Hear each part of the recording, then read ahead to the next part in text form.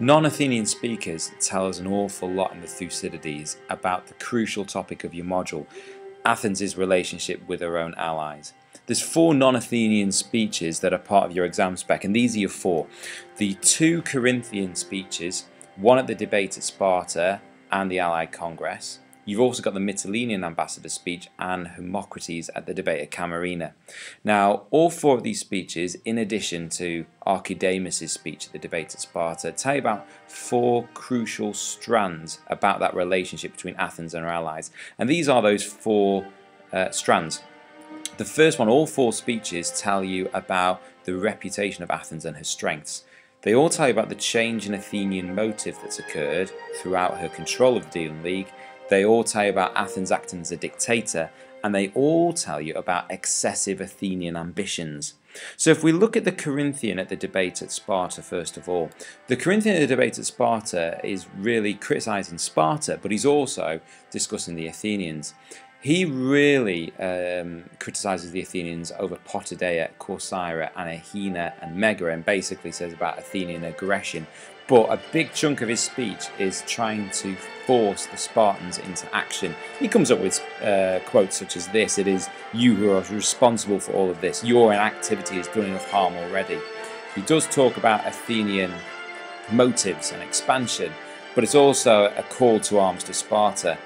The second Corinthian speech, which is the Corinthian at the Allied Congress at Olympia, is really usable for us, because the Corinthian discusses tactics and ways and methods to defeat the Athenians. Now those tactics and methods in themselves tell you about Athens' relationship with her allies. He comes up with this. He says it's realistic to destroy the relationship between Athens and her allies because they never stop bringing in contributions to maintain their own slavery.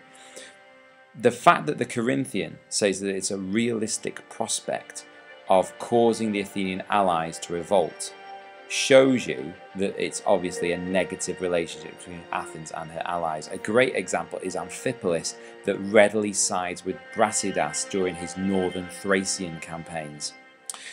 The Corinthian also refers to Athens as a dictator city. The third non-Athenian speech is the Mytilenean ambassador's desperate appeals to Sparta to come to her aid. Liberation of Greece, Athens has changed that to enslave all the Greeks. Athens has hijacked the Delian League. She's more interested in enslavement, her abuse of the multiple voting system. But really it's that bottom box, leading the strong states against the weak. The idea that Athens has deliberately isolated stronger states, picked off the weak states and left the strong states until last. So again, this idea of fear and power. The final non-Athenian speech is Hermocrates' speech at the debate at Camarina. The similarities between this Mytilenean ambassador speech, the Corinthian at the Allied Congress, is very, very strong. So Hermocrates comes up with these key ideas. He says that the Athenians are aggressive and enslave the other Greeks, very similar to the other 2 speeches. He says the Athenians are hypocrites. How can they free Leontini but enslave their mother city? He says that the Athenians substituted the Persian Empire for her own empire. So again, the change in objective. The Athenians are there to conquer the whole of Sicily, and the Athenians use lies and flattery to divide. So again, just like the Mytilenean ambassador says about the Athenians isolating, Hermocrates says that the Athenians are using lies to divide and conquer. So very, very strong similarities between all 4 non-Athenian speakers.